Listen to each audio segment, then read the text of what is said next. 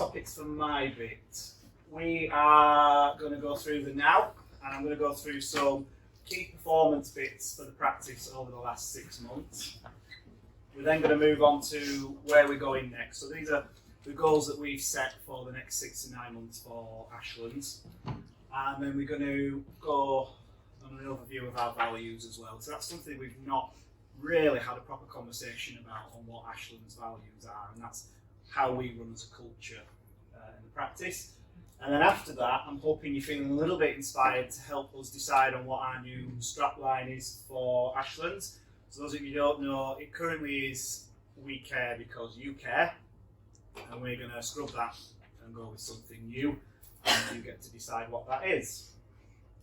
So, how have we performed over the last 6 to 9 months? The data we've got is from late December up until the end of May, and it's as accurate as I can manage up to June as well. I've sort of guessed a little bit.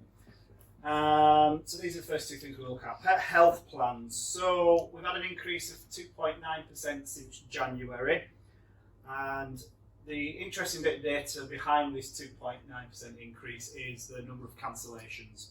So for the last 12 to 16 months, we've had about 40 to 50 cancellations every month, and that number's dropping down now to 25, 30, 35. So clients must be seeing value in our pet health plan because they're cancelling less. Perhaps the economic pressure for our clients are easing off a little bit, and they're sticking with us for this health plan. So that's encouraging figures. Total percent of clients that have the pet health plan is sat at 37.5%, which is high, really, really high. The figures I have from vet partners, and jump in if you think I'm wrong, is the average is 15 to 20% across the practice across the country. So we're a good margin above that, which is really, really good, really encouraging. Active clients and pets. So we currently have 9,000 active pets across 6,600 clients. Active means seen in the last 12 months, so they've had a service from us in the last 12 months, be it a booster or a wormer. The sort of numbers of clients has increased by 1%. We don't actually do anything really to gain more clients. We don't advertise, we don't go out with a sandwich board on or anything like that. They just come to us based on our reputation, and 1% is about right for doing nothing, basically. Numbers of pets have decreased across our client base, whether that's just the December figures that have plummeted that, or if we see clients keeping less pets, we're not sure. We probably think that figure means diddly squat, really. I think it's not significant enough. Some more figures. Debt. We've had a 13% decrease in debt since January, which is really, really good. Our debt's recorded as 30-day debt, 30 to 60-day debt, and 90 days plus debt. So this figure can strip down a bit further. So the overall debt in January was £270,000. That's how much money was owed to us. And 51% of that was attributed to insurance debt. Now the figure is at £217,000, and only 31% of that is attributed to insurance debt. So that's sort of telling us that we're getting the money in a bit better on the insurance side of things, which is really good. And I think that is largely why we've got that 13% decrease. We dug a little deeper into the figures. So we didn't really look at the 60 and 90 day debt, that's dropping really nicely, but we did look at the 30-day debt. So taking out the insured clients and just looking at clients that are not insured and owe us money within a 30-day period. So this is any point from leaving the consult room to day 30 of that debt. That is at around £70,000, and that hasn't changed since January. That's stayed at that figure basically. So the sort of information from that is the insurance debt seems to be improving, and that's all thanks to Kathy and Yvonne for really drilling into the insurance, and then Jane, Judith and Amy who jump in as well. So we've got a really good, strong insurance team, but we seem to not be getting on top of the 30-day debt, so we really need to look into why that is. I think a lot of that information comes from you.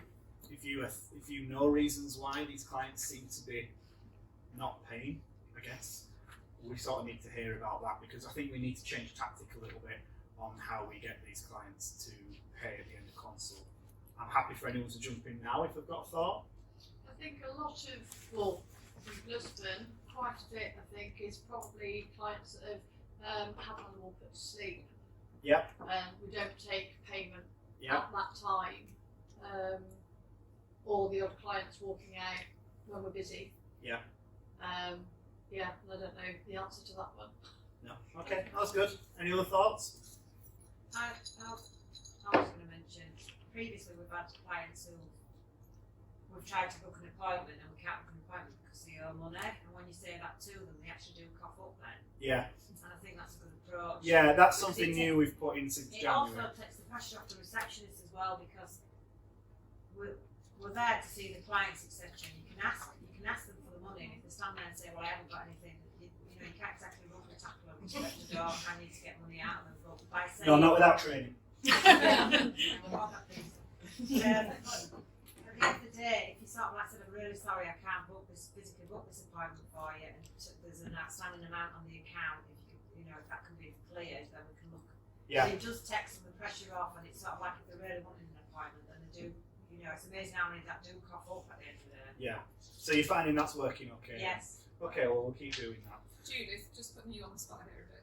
Do you notice specific trends with people that aren't paying? Like, is it a lot of little amounts? It's a lot of little amounts. So you're thinking about kennel costs. Yeah. It cost me 60p to post it out, Yeah. and a lot of the time they're being physically handed some flea and worming.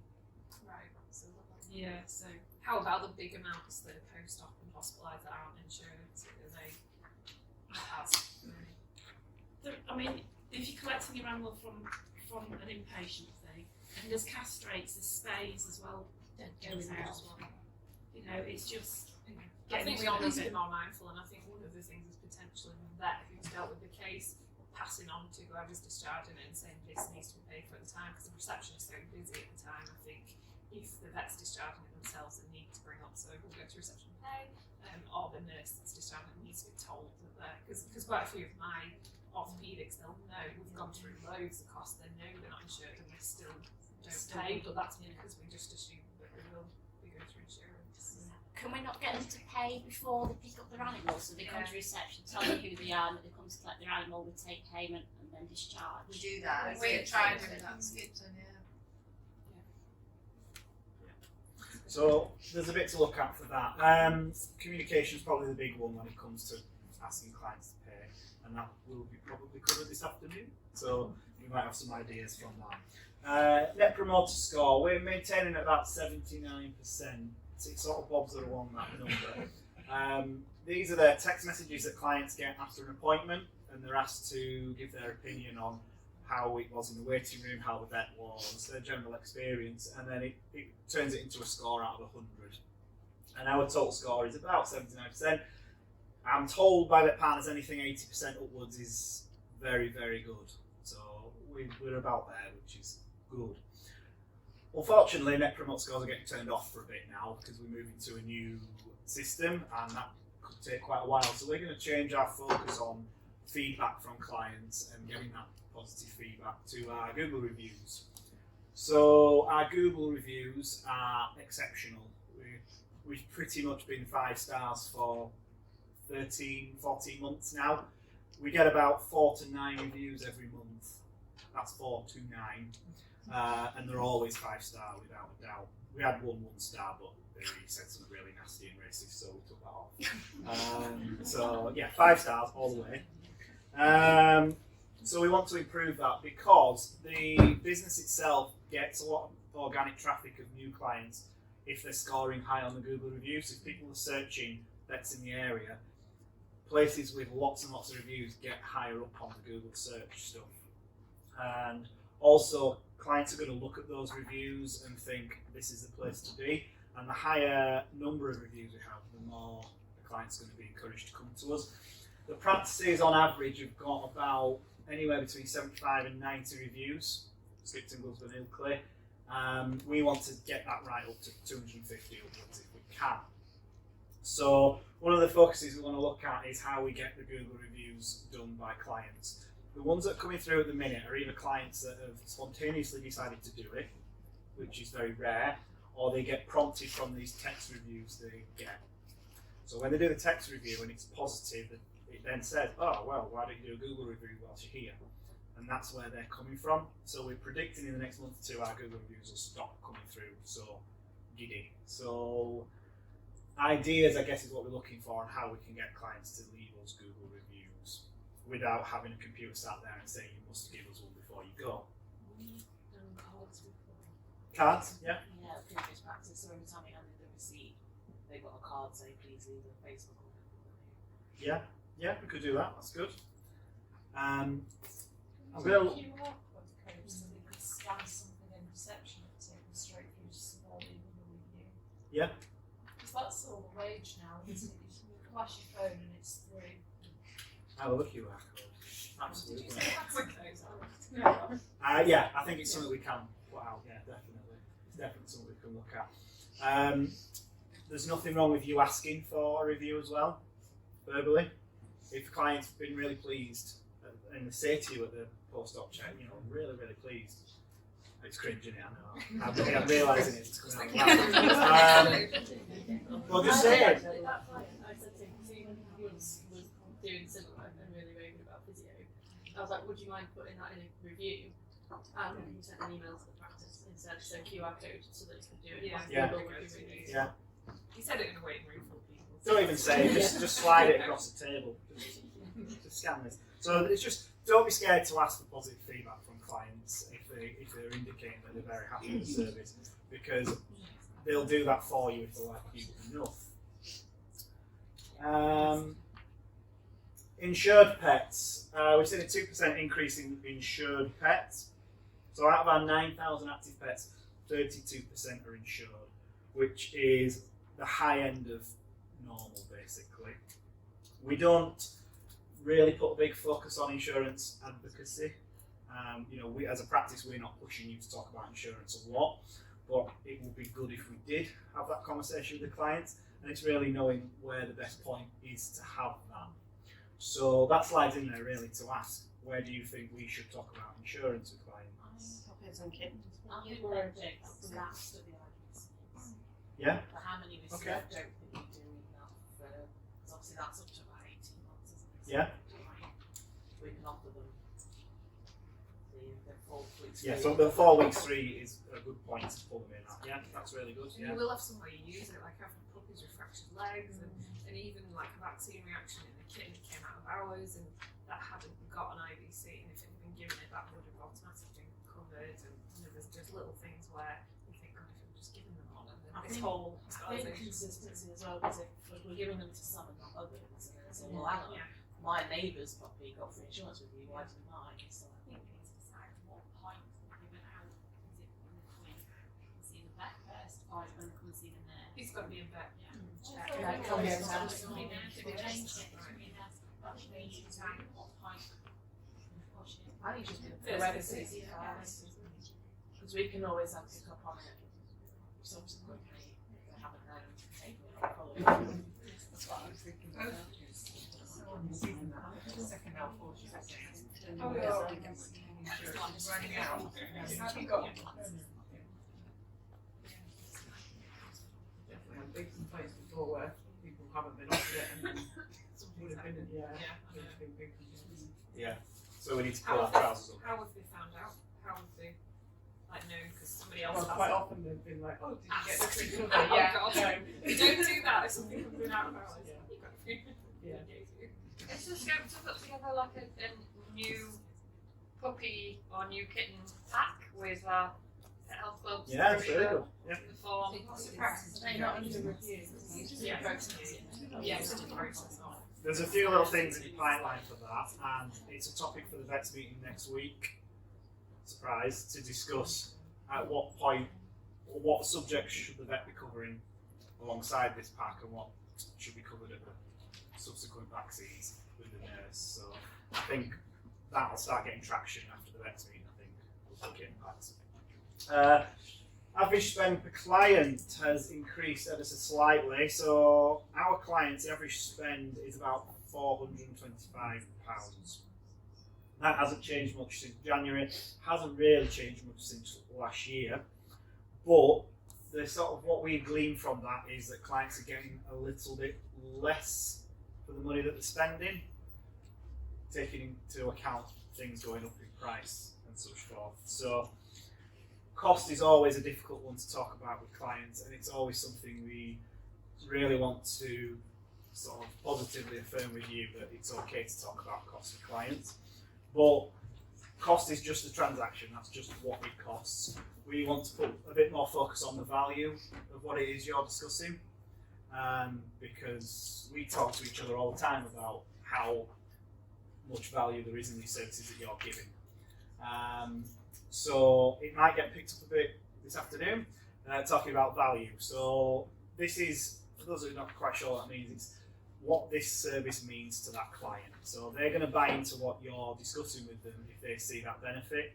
So be it it's a benefit to them because it's going to make their life easier, it's a benefit to their pet because it's going to get better, or it's convenient and such forth. So we're going to talk a bit about that later on. Equipment costs, 17% increase. This is service contracts, anything that's above and beyond, I don't know, probably about £5,000 in cost equipment wise, probably has a service contract. They've all gone up in price, as has our repair costs. But what we've seen since January is there's a lot more things going in for repair. Some of this is ageing, some of our equipment is ageing, and we know that. We've just recently discovered an autoclave is 30 years old. Hands up if you're under 30 years old. Yeah, there's equipment in the practice. There's equipment in the practice older than you. So, you know, we do know we've got aging equipment, but we do know some of this equipment is just getting damaged. And this is an area we want to look at where we can reduce our expenses. So, if anyone is finding themselves stuff's breaking a lot because this happens or because it's, you know, not stored properly or anything, start feeding that back to us so we can look at how we can stop that happening a bit more. Even if it's, I don't know, putting your clippers in a silicone case or something so it bounces before it breaks. You know, any ideas? Bring them up. The lap space is quite a specific one, so that does regularly get damaged because of the nature of the equipment. It's very easy to damage, but they don't repair it, they replace it, so every time anything goes wrong with it, it's £1,500 straight away to replace it. No, probably 17. So we just need to be making sure we're taking good care of it because the minute the lap space, they're not paying to take care of it years, decades before we've paid for that. Yeah. Practice data. So I got bored of doing lots of slides, so I just rammed everything under practice data now. So since January, there's been 2,635 vet consultations, and about 58% of those come back for a second consult, which is really quite good compared to the practices. So these clients are good at coming back to us for a second consult, checkups and whatnot. Nurse consultations. So since the September reshuffle on nurse consults, there's been a really good increase in those being booked up. So this is where we moved over the Librella injection, second vaccines over to the nurse column. Out of the 60 consults across the 3 sites that are available, we used to be at about 25 bookings. That's an average. We're now up at 40 bookings. So that's a really nice increase. So there is enough scope to push the nurse consults even further. And we're going to be pushing some stuff out soon on that to develop that more. Since January, across the 3 sites, there's been 225 dental procedures. Does that feel about right? Yeah? Counted it twice, it's definitely that. And the total amount of our pets that are vaccinated is at 75%, which is really strong, really good. Another measurement that we've got under practice data is our people costs. So that's what it costs to keep us in a job. And our people costs are about 51% of turnover. Does anybody have a thought on what that percent whether that sounds right or whether that should be another figure. Any thoughts? Vet partners encourage us to keep it about 47%. That's where they want us to be, somewhere in that figure. They do take into account that ours it's a harder target to reach because of our out of hours service. So there's nobody beating us with a stick. No one beating us with a stick over that. But our staff costs are running a little bit higher than what we would prefer. Lots of things contribute to that. So hiring locums contribute to that, and using VPS contributes to that as well. So there's quite a few factors that weigh into it. So we need to look at how we can look at our turnover, improve it, so we have a bit more flexibility to invest in you guys. Okay? Did you have? That was a lot of what I was going to say. I was going to go in with some humour of who feels like they're overpaid and that we're overstaffed. I didn't realise we'd have a vet partner. Yeah, so I think we'll all agree we're not kind of running with staff. You know, we're not way overstaffed for our work, but we are running a bit higher staff costs, and that is one of the key things that partners do look at and any business looks at. And they are starting to pay more attention to our recruitment requests. So even to cover kind of like for like when staff leave, we're having to give a bit more of a kind of business plan and an explanation for it, which I think is just a kind of overall sign of the times, really. So what we don't want is obviously people working harder. This is the corny thing of work smarter, not harder. So we don't want to work the staff we've got into the ground. We're still trying really hard, kind of behind the scenes and with you guys, to try and manage the workload. So we're not overrunning the staff we've got. And for us guys, it's really important that we are rewarding people. That is really important to us. You know, we want to give the maximum we can do. We want to keep people having good work-life balance, leaving on time, sufficient breaks and things. So there's a few things we've done already, but again, it's a kind of ask to you guys if you think there's anything we can do better. Some examples of where we can work more efficiently. So I know Lisbon, there's always been has tried to be a 2-vet practice every day. We've seen that the workload there doesn't require 2 vets every day, so we've put it down to some 1-vet days, which I think is working. I think you're still feeling like you're not kind of too overloaded with work, and it's made the days busier, which is nice, and it kind of consolidates the work rather than having it spread out a bit more. What we're going to trying to do go forward is do the vets rotas a lot further in advance, so we can work the nurses and the reception team around the vets rotas, so we're not spreading out receptionists where we don't need to, the same with the nurses as well. Just makes a bit more sense. Part of as well, being careful with our staff costs is managing holiday requests and things, and I know there's been quite a big thing with receptionists with holiday requests, and it's just to reiterate that we'll never turn down a holiday request lightly. You know, it's something, rotas are just a nightmare, and I hate turning down holiday requests, but it is the nature of any business that you can't have lots of people off at once. You've got to kind of spread them out so it works for the business as well. So again, unless you all want to shut for 2 weeks and we all go at the same time. And as Ben said, using the nurses where we can, nurses, VCAs, ACCAs. We've got an amazing team at the minute, and I think you'll agree we've got probably the best. Did you bring up the slide in where it says how good everybody is? Yeah, you're spoiling it because I'm saying everything. So we've got an amazing team of clinical staff and non-clinical staff, and just thinking about where we can use everyone to their full potential, really. So we're kind of managing the workload of the vets, managing the workload of the nurses, and the VCAs and the ACCAs as well, and obviously receptionists. So, and Ben touched on VPS, so using Roger and external services like that it's a very big bugbear of mine and Sam's, particularly Sam's, but that comes under our staff costs. So one scan for Roger, out of hours particularly, for example, could pay for a locum vet for 2 days, 3 days. It's trying to use in-house services where we can. We've got amazing scanners in-house, so let's try and use them as much as we can. They are looking at it to try and move it away from staff costs, because it just shouldn't be there. It's the clients for it. Yeah, but they're going to which put has gross clients margins was on. from a vet partner, so it's all about our percentage cost for the turnover. So we charge the client, but we don't charge above and beyond in terms of what that would make for the vet turnover. So it just is that they come under the staff costs as a percentage. So Ben sent a nice email to Joe all about it. So we put it on hot fees or something just to, so it doesn't affect. In my opinion, it's about It is, yeah. because it gives you diagnostic information and it's Because then it wouldn't be considered when we're trying to get new staff and when we do the pay rises and things like that. It would be completely separate. It's limited, isn't it? It's important to us. Yes, bear with me.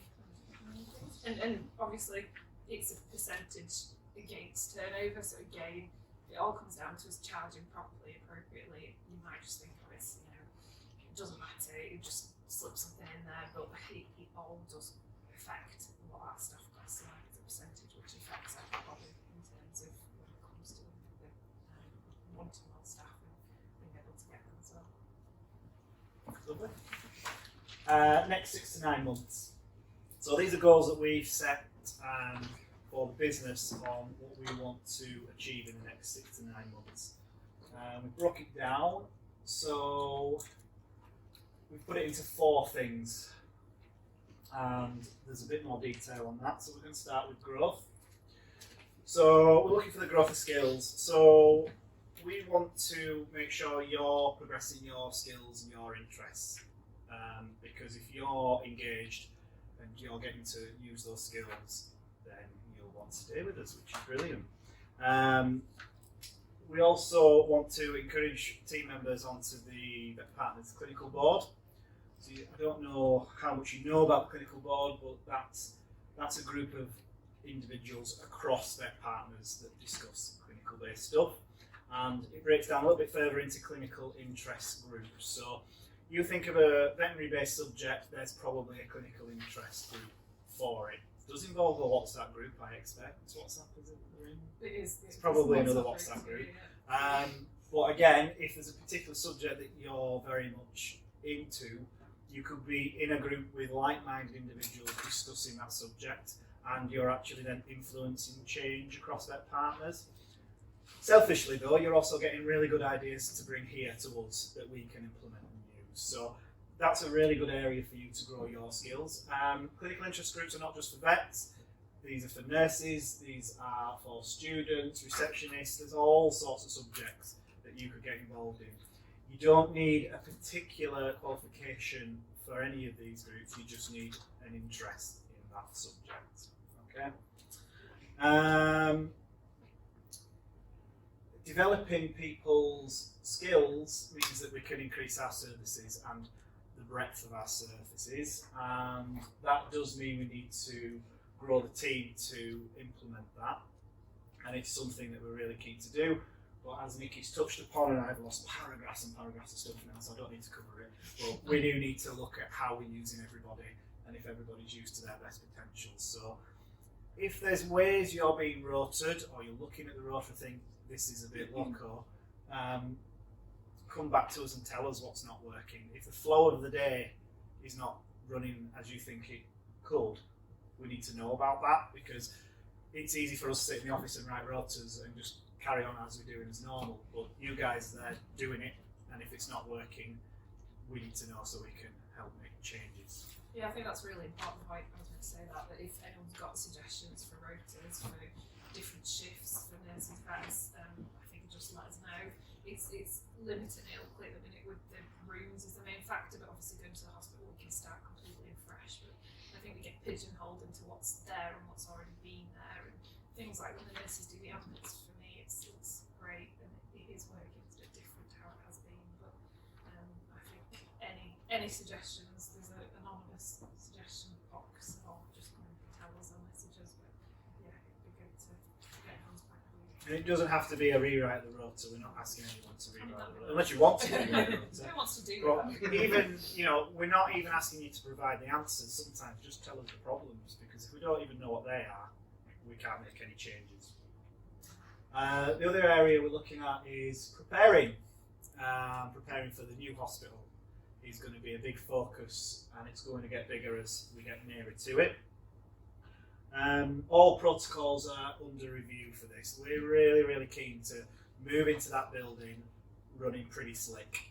So any protocols that we have at the minute, and this is how we dispense meds, how we take prescription requests, any of that, if you think it could work better, we want to know so we can look at that and review it, because we know bits are clunky and we attribute some of it ilkly, especially to the building, but it's going to be really embarrassing if we move and it's still clunky. So if there's things that are not quite right, we'd like to know. Additionally, when we do move next year into new practice, our CVS practice standards are going to come up due, and that's very scary. That's for all 3 sites as well, it won't just be for the hospital. And we really want to push these practice standards a little bit. So for those of you who don't know, the practice standards is a voluntary scheme to ensure that the practices run to a particular standard. They're very much inspected like a school Ofsted, and they do actually have awards as well that are pinned to these practice standards. So we can just go for GP standard, hospital standard, and just get that baseline and move on. That's what we've done previously. We think we've got such a strong team that works so well that we could push for some awards as well. So we could be good or outstanding in certain categories. The categories are, for anyone that might fancy trying to push us for one, we've got team and professional responsibility, client service, patient consultation service, inpatient service, diagnostic service, emergency and critical care service. So basically all those subjects come under the practice standards anyway, but there's just a little bit extra that gets you to the awards. I've had a flick down them, and with a bit of a push and a bit of a change, we could push for all of those in one way or another. If you are interested in any of those subjects and think, actually I want to be the person that drives that, come and let us know. It's obviously a little while away yet, but there's no reason you can't start putting in some groundwork now. There are other awards that we want to look at as well, because we know we're awesome and we don't seem to shout out about it outside the building, and I think it's time to start doing that. So there's other awards. Yeah, I was with you. This is for you, yeah. Okay, so cat friendly, first of all, which Becky's done a little bit on, and we think we can easily achieve it at Brisbane and Skipton, the silver standard, but we'll have to wait a little bit for Ilkley until hospital, just for the waiting room really, because it's not big enough. And then the dog friendly one, which is a practice wide thing, so it's receptionists and vets and nurses and ACCAs and everyone, it's anyone that's pet facing. And that's just, if people are interested in doing that, then we'll get the practice registered, and there's loads of CPD to do and stuff, and little badges to wear to say you're dog friendly, but it's not as, doesn't seem as tricky to do as the ISFM stuff, but it's all really achievable. It'd be nice to be dog friendly and cat friendly, and we could look at rabbit friendly as well, but I think we see fewer rabbits and we see a lot of dogs and cats. Yeah. And then we're preparing to counter economic pressures, because they're not going anywhere anytime soon. I know some of you have seen what's happening at IVC. You know, we're not immune to those pressures, and we need to get our business as robust as possible, basically. So organic growth is one thing we want to focus on a little bit more. We don't really do anything for organic growth. This is the sort of money that just comes in without us really having to do anything. So toys in the waiting room, treats on the desk, things like that. We don't really do any of that. So why don't we? So if you are out and about in shops and stuff and you see something and think that would fly off the shelves at Skipton or Brisbane or wherever, let's have a look at it and look at stocking it, because it's an easy way to just increase your revenue a little bit.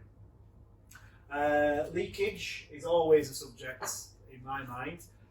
This is usually down to things not quite charged perfectly. We know that the stuff we have in place to help you charge isn't brilliant, and in some areas probably sloppy. Is that a fair review? A bit sloppy.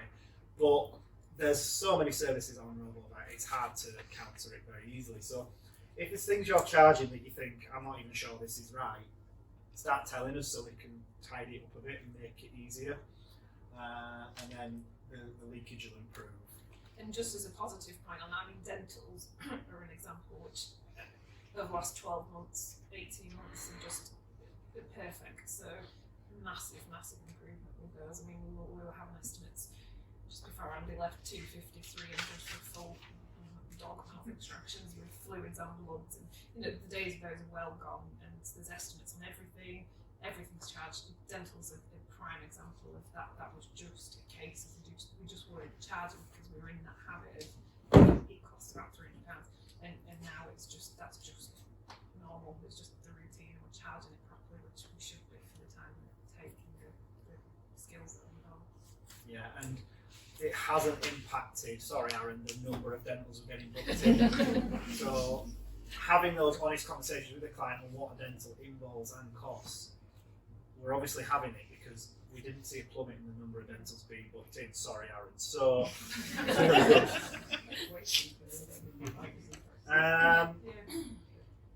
increasing services as well is always something we want to do. And there is a nurse meeting scheduled for October, and that is hopefully when we start releasing the next phase of nurse consultations, which will expand our services more on that end. But if you've got an idea on a service we could be utilising, again, we want to hear about it. You're going to hear this a lot, we want to hear about it. Has anybody got any that pops to mind immediately? Services we could be offering? No? Okay. Hydrotherapy. We originally did have one, but then it got kiboshed, I think. It's a short walk to the river. That's about as good I'm as not a sure hydro of is the gonna get. maintenance and costs that we would be able to use it to its full potential. That's the only thing we seem to do referral. You do Like old cat clinics and that kind of thing. Huh? Like old cat clinics and that kind of thing. Yeah, stuff like that. We definitely could improve in space. Yeah, do. A lot of people ask about puppy clubs. Yeah, Puppy parties. Might not what we used to do. Yeah. Good. And Steph's physio is definitely, you've got loads of physio just recently. Yeah, yeah. Amazing feedback and response. Yeah. From the client that does listen. No, from everybody. God, I can so much positive feedback. Brilliant. Communication's another area that we're looking to work more on. So we've been working quite hard since January to improve our lines of communication, making you feel like you're informed on changes that are happening as they're happening. We've had some really good feedback through everybody's PDRs on how we could build on that further. So it's not a one and done, we're going to keep pushing with that. We are now having, well, have for a little while now, having weekly management meetings to discuss subjects that need covering, well, weekly I guess. One of the subjects that comes up is what you put through the anonymous feedback box. So we do see those, we do read those, and they get discussed in the management meeting. Changes are made from that. Not always obvious changes. You know, we're never going to send a message out that says, who said that? We're now going to do this. But you know, we will be making changes behind the scenes from the feedback that you give. A recent example is management holidays. If you want to cover that, it says refer to Sam. You need to like give me a heads up about these. Just that I think in the box it came up that it wasn't great management all having holidays together. So it is a bit unavoidable having people off all the time, especially when sort of we work weekends, so we've got time back during the week, so we will still have time when there might be all off together, but we know that we now have to sort of make sure people are aware when we roll off and know where people are going. We're going to get a chart on the wall, which we're doing today. We're going to light it all up so that it's really obvious, and then you know who to sort of go to when you need to go back. Well, we had a really great time in Malaga together. So ups and downs. PDRs as well. We're going to look to safeguard that time for you to have that one-to-one time for your PDRs. I'm sure you can appreciate it's not easy with the diary being what it is, but we're going to make a more concentrated effort for that. One-to-ones, a little less formal than your PDRs. These are your sort of informal check-ins to see how you're doing, how you're getting along and stuff. these are tailored to the individual, so we're not looking to hit a benchmark of we must speak to everybody every so many months. Some people want to talk to us a bit more, and some people never want to talk to us. So it'll be tailored to the individual. So you'll be having those conversations with your line manager about those. And then robust support. So we're always conscious that there's enough support there for you. So if there's something at work that's bothering you, even if you think it's small, even if you think we might think it's small, we want to hear about it because we're there to listen and we're there to help you as much as possible. And the last one on our goals is consolidation. So we think we've got an amazing team. We think we've got a really, really skilled team, and we think there's a team with a hell of a lot of experience here. And we're hitting that point now where we want to build on that. So one of the areas we're going to look at is internal referral, because there's a lot of people in this room that have certificates or a deep knowledge and a special interest, and we should be using that more, really. And we're going to try and put something in place where we can internally refer a little bit easier and a little bit smoother, because that will look a much slicker service to the client. We're also going to look at sharing knowledge, because there's all these people with all these extra qualifications and they need some outlet to share that knowledge, because there's no point them just keeping it to themselves. That's a bit woolly, that one, because I haven't got anything more than that. I haven't actually put anything in place, but it's something we're keen to do because you all know a lot of stuff and it'd be really good to share it. Celebrating success. So a lot happens in a week and we often overlook celebrating success. I would say, would you agree? We try. This isn't just passing an exam or completing a course, but even those sort of little successes. So someone who might be having a bit of a hump that month with a skill, they're really struggling with a particular skill and they've overcome that. Or someone that's a bit nervous about doing consults, for example, and they've got over that. Celebrating those little wins across the team. We want to look a bit more into that. Yeah, go ahead. Come on, Becky. You may have seen the boards around the 3 practices, hopefully. Basically, there should be a box. Anything that Ben's just said, so anything from personal, so you've done something, or you've seen someone else do something, a client said something, a case has gone well, put it on a post-it note, put it in the box, and then on a Friday, it gets put on the board so everyone can have Feel Good Friday. Those moments where you think, it's been an awful week, well actually no, all this good stuff has happened. So it's only as good as the people putting things in, so anything, just pop it in the boxes. And if you're unsure, just ask me or Bianca. Thank you. Yeah, that's good.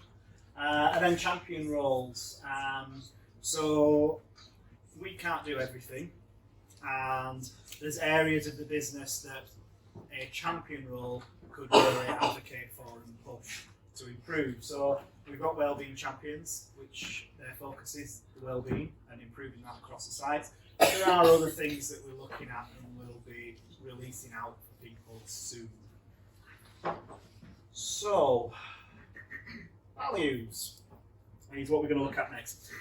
We've been having lots of conversations with you as individuals, and your PDRs, as teams, and we've pretty much got a gauge on what Ashlands values are. And we're going to sort of put them to you now and then go into a bit more detail. So we split the values down into just 3. And these are the 3 that we've picked out from you guys. And there's a little bit more detail in that. So, clinical excellence. We think clinically we've got a real experienced and highly skilled team. And that's a value of ours. I think we take a lot of pride in being very skilled and giving a very good service to clients.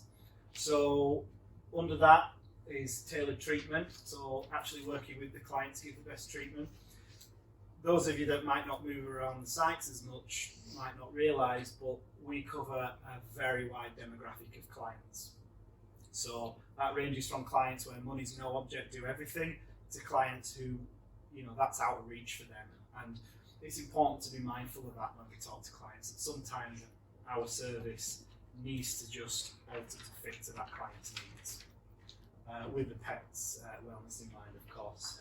Vet safe, so that's looking at the processes and not people. So anything clinically that's going wrong, that's fairly serious, Vet safe is that sort of way of reviewing that and what went wrong, why it went wrong, and what can we do in future to reduce it happening again. Clinical governance, this is for your day-to-day things that sometimes don't go perfect, and this is a charge on RoboVet. So post-op complications is an obvious one.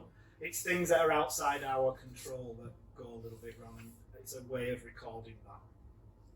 And that all adds to our clinical excellence because we're reviewing complications and things. Clinical board, I'm going to keep pushing that. So we would really like you guys to start thinking about clinical interest groups and getting involved with those, because we know there's a lot of knowledge floating in those groups that we could be using here. So that all adds into clinical excellence. Out of hours is something that we're very proud of. Less and less practices have their own out of hours service, and we speak to the vets often about out of hours. Is it often? I'm going to say it's often. Comes up pretty much every meeting. Comes up Yeah. And the general consensus is out of hours is important to us as a team. Driving positive change. So, what did I write for this? I didn't write very much, if I'm honest. Driving positive change. So, if there's something that you think we could be doing better on a clinical level, you have an opportunity to drive a positive change. And the example there is the antibiotic stewardship we've been doing recently. And this is where I'm drawing big blanks, so I'm hoping someone's going to jump in and mention it a little bit. Well, I think we are being more careful with antibiotics. So Bruce done some audits for us for community use, and then we've got a bit of an alert, should we say, on the system. It's not a great alert, so I thought it was going to be a big alert, but it's a tiny Try my alert. best. But I think in general we're thinking more Yeah, so about just to remind people, you know, the categories of antibiotics and which ones we should be using first line on the computer, and it's definitely working. What you should be getting at culture before, ideally getting culture before you use, or at least you should definitely have a reason why you're using it. The other thing is, I think I want to go and say we've definitely reduced our cortisol use and everything. we all did that, but I'm sure we have. Yeah, I think we That's have. how to do it. So we've looked at other uses and sort of thought that's not quite right, or just looked at what the best practice is and definitely reduce stuff like that. And then the last thing is further studies. So we're always keen for you to look at further studies to expand your knowledge at all times. The next one is team. So we've got 3 surgeries, and you all work, some of you work across them all, some of you only work at 1 or 2, and those of you that work across all 3 will probably remark they all have a little bit of a slightly different flow. And that's largely because of how they operate, who's there. But as far as we're concerned, we are one Ashlands, one big team, one Ashlands Vets. Wellbeing comes under team, so we're very big on supporting wellbeing. That's why the first champions that we sort of looked for were the wellbeing champions, and there'll be more of that coming further down the line for wellbeing. Recognising achievement is what we want to put in our culture. We are all generally very eye-rolly when it comes to big well-dones, everybody, sometimes, but it should be normal. We should be celebrating success, and we should be reinforcing to each other when we've done really well. And positive reflection comes under team as well. So we talk a lot about tell us when stuff's not working, tell us when this is wrong, tell us when this, but actually we do a lot of good stuff every day that can often get overlooked. So we want to have it in our value that we're reflecting a bit more. So for the big emergency stuff, we have things like the debriefs, so we can talk about what went well, and we want to do that a little bit more across other stuff. And the last one on our values is a bit of an extension on team really, but it was too big, so we split it down. and it's collaboration. So this is a lot of working together and helping each other. So encouraging each other to improve your skills, investing in each other's knowledge is what we'd like to see as well. We are a training practice, so although I've stood here and said we're really experienced, really skilled, we do have people who are just starting that journey of getting really skilled and expanding that knowledge, and we have an obligation to them to help them along their journey and get their skills up. And this is the same for people that join us brand new. You know, we've got that obligation to invest all of what we know into them in a steady manner. And then the last point on collaboration is Ashlands. So we work best when we're working as Ashlands. So you know we're part of Vet Partners, and they have expectations from us, but they generally leave us alone to do our own thing when things are working well. So I guess as a value, it's important to us that we work to do the best we can for Ashlands as a whole, because then Vet Partners don't have to come in and change anything. And that's the bit you can Alright. So that's our values for Ashlands. Any thoughts on those? Okay, well we're going to hit the fun bit then, which is this line. So that's been Ashland's slogan since its inception, and it's on our phone on hold stuff. It was on the website, it's in a few other places. We think it's now time to have a change of that and go forward with something new. So, there's voting slips on your table. Any questions from anybody? When you were talking earlier about the way Vet Partners look at the costs of the business, Yeah. and the fact that they take into account the Roger scans within that cost, even though we charge that cost to the client. Yeah. Is there not any way you can change the data to remove that? Because it seems really unfair. That Yeah, so we've tried to ask if it can be looked at any other way, but it's called people costs. So I guess from Vet Partners' point of view, even though we charge that to the client, so vet practices work on a basic figure that vets should earn 5 times their salary. So if you're getting an external vet in and you're paying that external vet, be it a locum, be it a consultant, really we shouldn't be charging out of 5 times what they're charging us for it to be a benefit in terms of costs, if you see what I mean. So Roger scans were adding.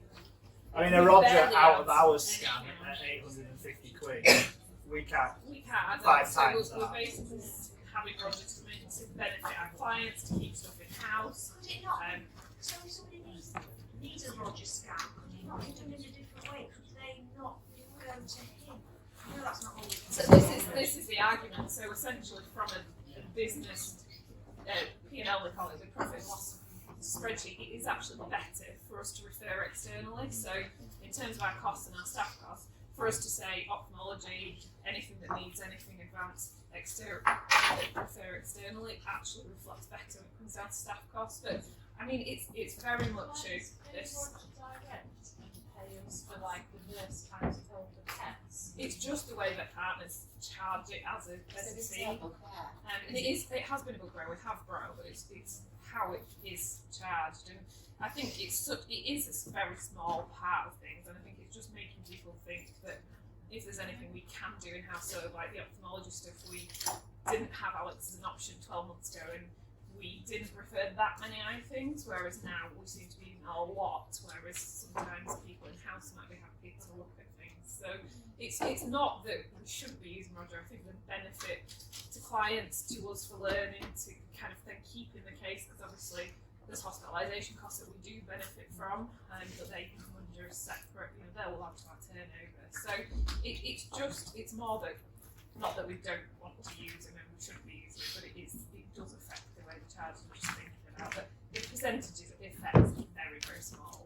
It's just, but Ben's put it to Jo and she actually agreed, didn't she, that it was a funny way to put it, so it might change. Because the thing is, they're otherwise going to be referred. Yeah, and then I'm going to lose. You're going to lose all it that, and completely. also it's really good for internal training. Like it means that everyone can get to see the scan, get to see it's really, really good. So, like, we definitely not saying don't do it. It's just a bugbear that it comes under that stupid cost, right?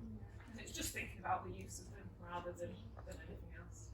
Sorry, this might be a silly question, but if we continue using the VBA services as we are for all obvious reasons when it's needed, and it continues pushing up the store cost, will that in any way affect poorly or influence the current store you have? So it's not going to keep on pushing it up. It's not going to get any higher. It's only going to.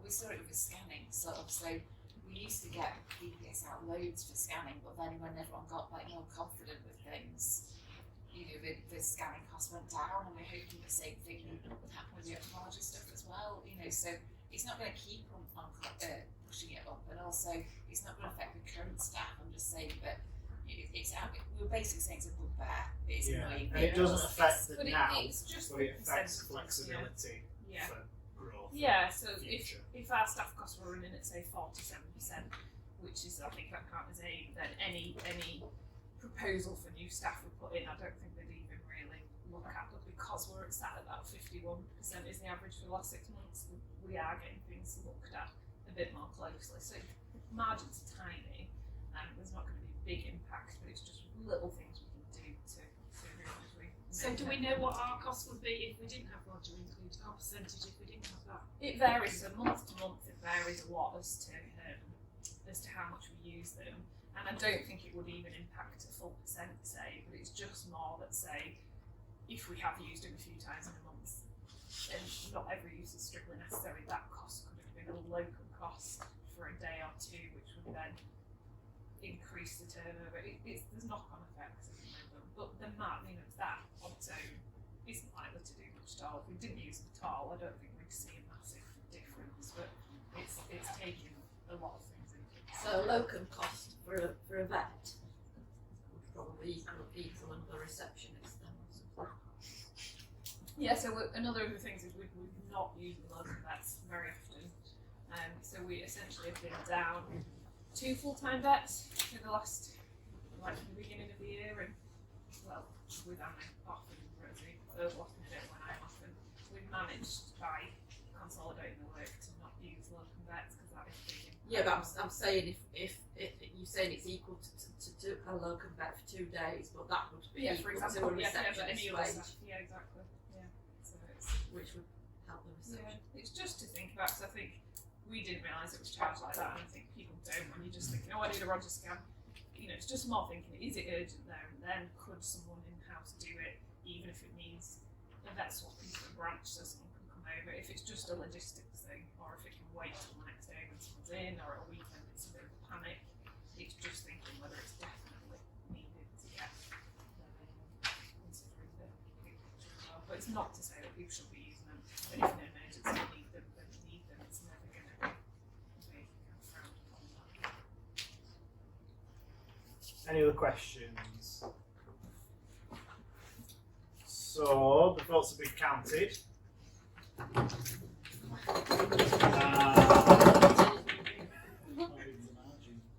Okay, it's not quite a landslide, but it's certainly a big enough margin to not warrant a green vote, I guess. So the new slogan, strapline for Ashlands, is why you look so scared? where smart pets bring their people. Yeah. And that is the end of my bit.